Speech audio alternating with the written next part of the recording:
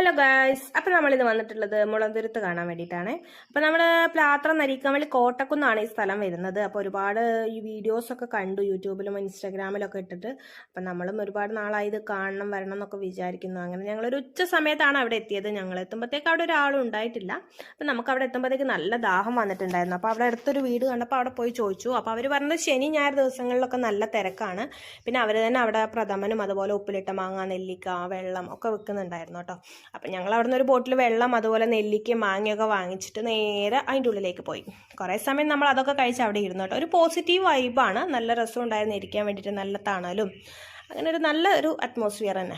അപ്പോൾ അവളെ എടുക്കണ്ടെന്നാണ് അവൾ ഈ കൈകൊണ്ട് കാണിക്കുന്നത് കേട്ടോ. ഞങ്ങൾ അവിടെ നിന്ന് കുറച്ച് ഫോട്ടോസും വീഡിയോസൊക്കെ എടുത്തു. പിന്നെ ഇതിനോട് ചേർന്നിട്ട് തന്നെ അതിൻ്റെ ബാക്കിൽ ഒരു പുഴ കൂടി ഉണ്ട്, അത് പെരുമ്പപ്പുഴയിലേക്ക് ചേരുന്നു എന്നാണ് പറയുന്നത്.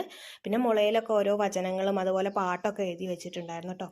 നിലവിൽ ഇവിടെ ടിക്കറ്റ് ചാർജോ അങ്ങനത്തെ ഒന്നുമില്ല, ഫ്രീ ആണ്. നമുക്കെപ്പോൾ വേണമെങ്കിൽ വന്ന് കയറാൻ പറ്റിയൊരു സ്ഥലമാണ് കേട്ടോ. അപ്പോൾ കുറേ സമയം വന്നിരുന്ന് സംസാരിക്കാനൊക്കെ പറ്റിയ നല്ലൊരു അടിപൊളി സ്ഥലം തന്നെ.